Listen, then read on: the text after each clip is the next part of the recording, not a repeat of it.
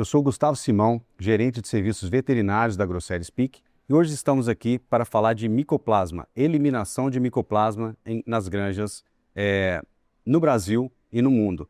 E para falar desse tema, recebemos aqui Thiago Freitas, supervisor de serviços veterinários da Grosseries Peak. Obrigado, Thiago, por estar aí com a gente. Obrigado, Gustavo, pelo convite. Vai ser uma honra falar com vocês aqui. Obrigado. E Jean Paul Cano, sócio-diretor da empresa Soluções Integradas Veterinárias da Espanha. Bom, obrigado, Jean Paul, por estar aqui mais uma vez com a gente. Obrigado pelo convite. Obrigado. E para falar de um tema muito importante que a gente entende que vai ser agora uma discussão grande na indústria brasileira, pela grande oportunidade competitiva que uma granja, quando não tem esse agente, ela consegue entregar para esse produtor, para essa empresa, frente a outras que têm esse desafio. Bom, quando que a gente começa a pensar, Jean Paul e Thiago, em não mais somente controlar o agente, mas pensar em eliminar? Por que essa virada, ou por que estamos pensando que essa é uma grande oportunidade para a indústria brasileira? O que vocês pensam em relação a essa parte de competitividade que um produtor teria brasileiro eliminando a doença? Essa é a palavra-chave, é competitividade, certo? Você pensa que para gestionar o micoplasma, você tem 4 alternativas. Uma é mais tradicional, que faz vacinação, medicação. A segunda, você consegue fazer a aclimatização da fêmea de reposição para exponer e enfriar a porca antes de que ela vá à produção. Depois consegue fazer um fechamento da granja para eliminar, ou de população a repopulação. Dependendo da sua realidade da granja, de risco de infecção ou impacto do micoplasma, a disponibilidade de reposição de reemplaço negativo para micoplasma, você vai pegar a decisão que é mais apropriada para manter-se mais competitivo no futuro. Perfeito. E, Thiago, o que a gente tem visto aí de números aqui no Brasil que a gente poderia ter como argumento maior para falar nesse benefício ou para trilhar esse processo que não é simples, mas que traz muitos benefícios e também exige uma biossegurança grande no sistema. Quais números a gente tem extraído aí de indicadores do mesmo sistema, tendo fluxos positivos e negativos, que a gente poderia passar aqui hoje para a gente entender o tamanho desse benefício, né? Então, Gustavo, até pouco tempo atrás a gente tinha informação que vinha de fora, né? Só vinha informação dos Estados Unidos, e a gente fala em indicadores de ganho de peso, conversão, mortalidade, gasto com antibiótico ao redor de 4, 5 dólares, né? São os principais estudos fora do Brasil têm demonstrado isso. Quando a PIC trouxe, né, para o Brasil a ideia de animal livre, nós começamos a ter sistemas positivos e negativos dentro do nosso rebanho. E com a colaboração de 6 sistemas produtivos aqui no Brasil, nós conseguimos chegar num número muito parecido. Para esses mesmos 4 indicadores, hoje nós conseguimos evidenciar que o benefício de estar livre, na média desses 6 sistemas, está girando em torno de R$20. Então acho que nas margens que a gente tem, que a gente vê em todas as apresentações que a gente acompanha, a margem muito pequena entre custo de produção e lucro que o produtor está tendo, R$20 eu acho que é um valor extremamente atrativo, pensando aí em saúde. Acho que sim, Thiago. Também tem situações que possivelmente aquela diferença é mais, certo? O ganho, a oportunidade é maior, porque se você tem influenza que está afetando o fluxo, se você tem uma apresentação mais tardia do micoplasma, que vai ter apresentação de pneumonia na terminação, você vai experimentar maior perda, que vai significar um maior ganho se você elimina a doença. Certo? E aqui no Brasil é difícil da gente ter o indicador de frigorífico, né, de condenação. Então, se a gente tem um micoplasma mais tardio, consequentemente nós vamos ter perdas também no abate, que vai agregar nesse ganho que o produtor pode ter tendo o rebanho livre desse agente. Perfeito. E, Jean Paul, na sua experiência, você teve algumas situações, claro, de contaminações de granjas, e não somente, né, de micoplasma, mas de outros agentes também. No caso do micoplasma, depois que o sistema realizou ali aquela eliminação de granjas estratégicas dentro do sistema. Quais são os pontos de biossegurança que você acha que seriam os mais importantes, ou os não negociáveis mesmo, para essa granja ter, para reduzir ao máximo o risco de recontaminação? Sim, é bem importante, Gustavo, entender que o risco de reinfecção por micoplasma é muito mais baixo de doenças como o PIRS, por exemplo, ou influenza. A transmissibilidade de micoplasma é menor e tem estudos feitos nos Estados Unidos que a taxa de infecção anual de micoplasma é entre 10 e 15%, por exemplo, em terminações em regiões de alta densidade, quando para PIRS é 50%, por exemplo. Então, é diferente a transmissão. Quais que são os fatores de risco mais importantes? Localização é número 1, uma doença que consegue se transmitir via aerossol, aerógena, por isso que a localização é importante. Mas depois também introdução de reemplaço, de fêmeas de reemplaço, isso que é um agente que é bem difícil de fazer o monitoramento na quarentena, precisa de quarentena mais longa, ou mostras de hisopado traqueal para conseguir detectar. Depois tem a biossegurança básica, que consegue ser bem efetiva se você faz bem. Falo de transporte, personal, material. Se você faz a biossegurança básica para prevenir esse risco aí, é bem efetivo contra a micoplasma. Sim, a gente tem em mente que as empresas de genética que são as empresas que sempre tiveram essas granjas, pelo menos aqui no Brasil, essas granjas negativas para micoplasma e muitas vezes a própria indústria ou as granjas comerciais acham que isso aí é somente da genética e não tem essa realidade próxima deles, né?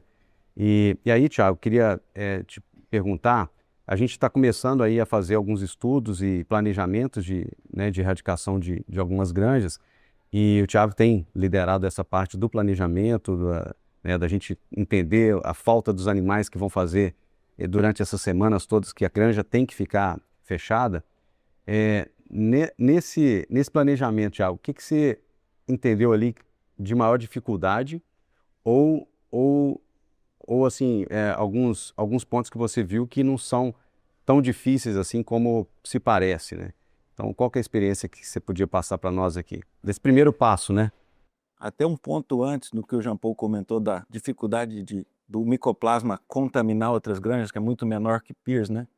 Alguns trabalhos apresentados, né, nos seminários nos Estados Unidos têm demonstrado até taxas menores, né, Jean Paul? Tem um trabalho do Dr. Paul Yesk que mostra aí o acompanhamento de 100 granjas que ele vem fazendo no estado de Minnesota, que é um estado um dos mais populosos, né, pensando em suínos nos Estados Unidos, sabendo que a fonte é negativa, dessas 100 terminações que ele vem acompanhando, só 6 se contaminaram ao longo de um ano, né? E das 6, ele nos comentou que 3 houve ingresso de animais, então pode ter tido uma falha de biossegurança. Isso para tentar tranquilizar um pouco o Brasil de iniciar esse trabalho, né? Porque nós temos regiões populosas, né? Mas assim, eu acho que o procedimento de biossegurança nesse caso e a garantia de animal negativo para repovoar a granja, eu acho que daria um pouco de segurança para o Brasil iniciar esse trabalho, né? Agora, como ponto inicial, nós estamos optando pelo fechamento de rebanho e medicação, né, para iniciar os projetos aqui no Brasil.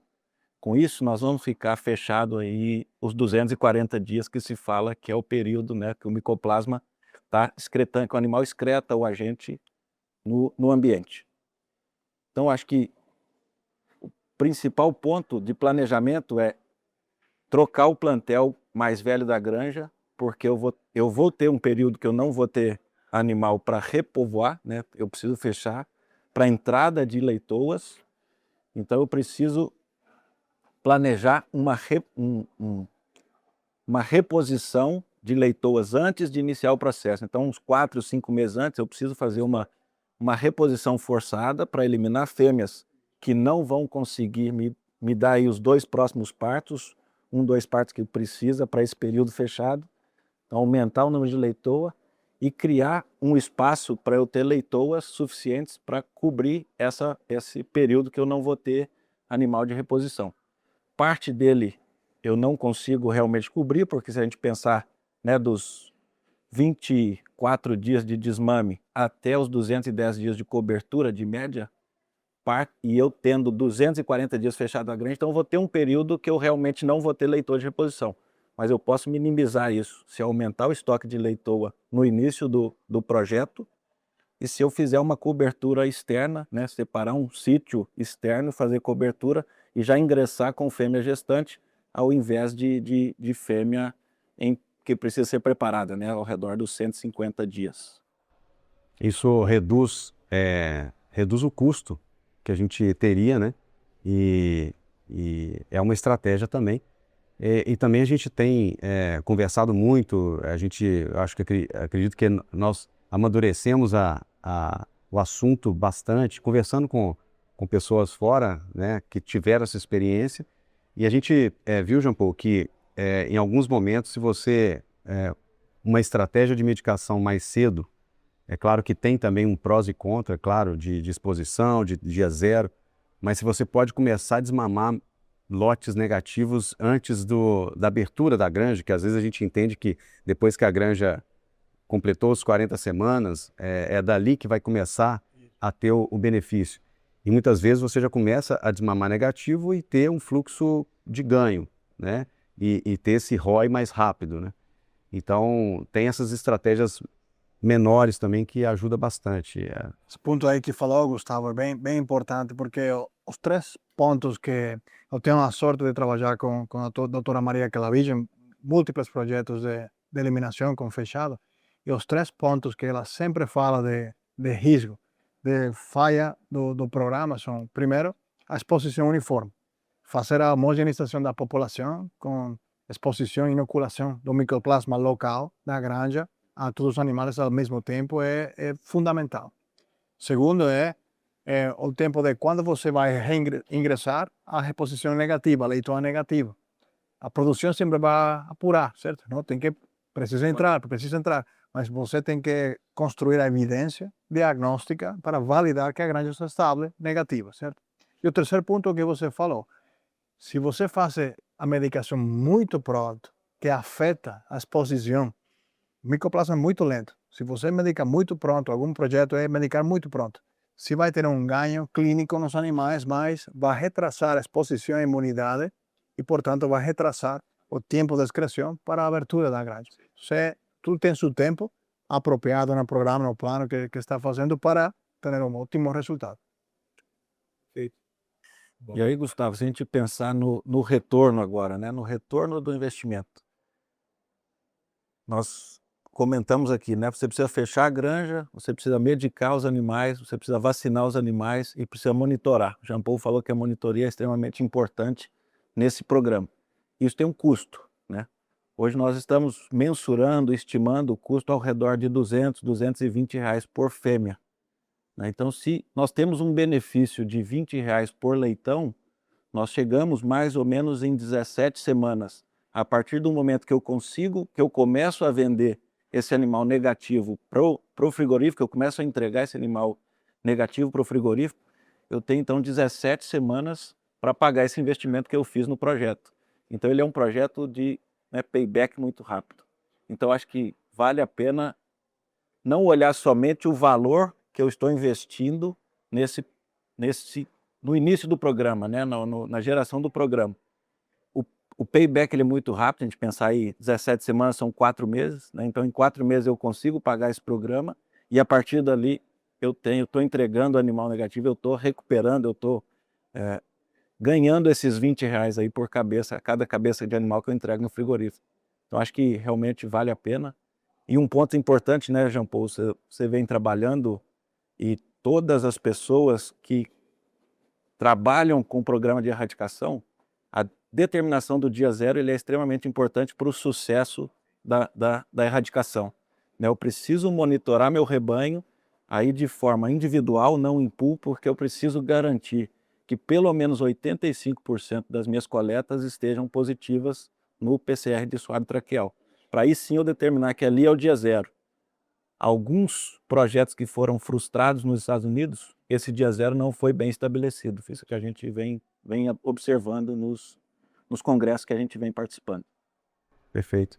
E Jean Paul, sobre a quarentena, né? Aqui no Brasil nós temos uma realidade que vem de muitos anos, né? As granjas, elas não têm essa instalação para fazer a reposição, e numa situação dessa, o produtor ou a indústria, ela quer fazer essa erradicação. Qual que é a sua opinião em relação ao recebimento de novos animais depois que fez a eliminação, negativos, e a questão da quarentena, né? É inegociável, é algo que, se for pensar em fazer isso, é uma estrutura que deveria ser construída e planejada antes? Como é que... Toda intervenção sanitária de biossegurança é ao final de um investimento econômico que você espera um retorno, certo? Se você agora tem, a maioria das granjas são positivas para micoplasma, o retorno do investimento da quarentena para micoplasma é baixo, certo?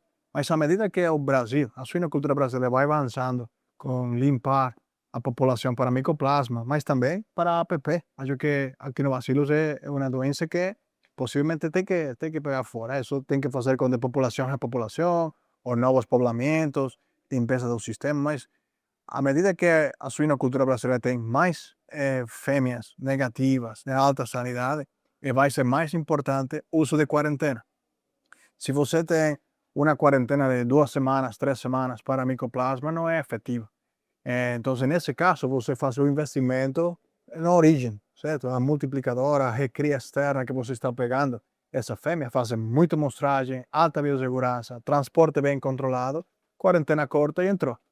Mas se você tem a oportunidade de desenhar uma granja nova, com quarentena para 6 semanas, você faz a introdução, monitora as fêmeas, faz o diagnóstico e entra com muita segurança que está livre de APP, de micoplasma, etc. Essa é a balança que você tem que jogar. Perfeito. E uma última pergunta, Jean Paul, em relação a uma mensagem ou uma visão de tendência, de futuro e de competitividade, que é a palavra que a gente iniciou a conversa aqui.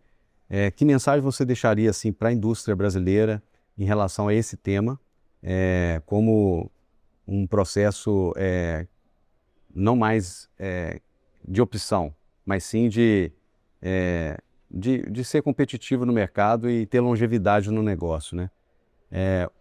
Qual que é a sua mensagem que você poderia deixar para nós aqui em relação a esse tema específico, de eliminação de doenças? Eu estou convencido, Gustavo, que a suinocultura brasileira tem muitas fortalezas, tem fatores de competitividade fantásticos, como penso de ração, o funcionário bem implicado, terreno, ou terra, água, acesso ao mercado, sanidade é muito importante. Agora, para o Brasil competir no mercado global, tem que ter custos de produção, tem que ter também qualidade, consistência, uso de antibiótico, para que os países consumidores que vão comprar essa carne tenham plena confiança que vão comprar um produto livre de todo resíduo. Eu acho que uma forma de melhorar essa competitividade para a suinocultura brasileira é diminuindo a quantidade de doenças, de agentes que estão presentes nas populações, e fazendo isso vai conseguir ainda melhores números produtivos, mas também aquela consistência e segurança de produção que precisa para ser um jogador mundial do mercado de suíno. Perfeito. Jean Paul, muito obrigado. Queria agradecer você, o Thiago, por estar aqui conosco nessa conversa aqui. Eu acho que é um tema muito atual, que precisa ser esmiuçado aqui no Brasil, ter mais informações, que eu acho que o mercado vai cobrar isso aí, vai perguntar muito e vai ficar interessado, porque é um ganho, como o Thiago falou, R$20 por animal terminado, é um ganho muito significativo e um avanço grande no custo, né? Na redução de custo. Obrigado. Mais uma vez, obrigado, Thiago. Encerramos aqui mais um podcast e até a próxima.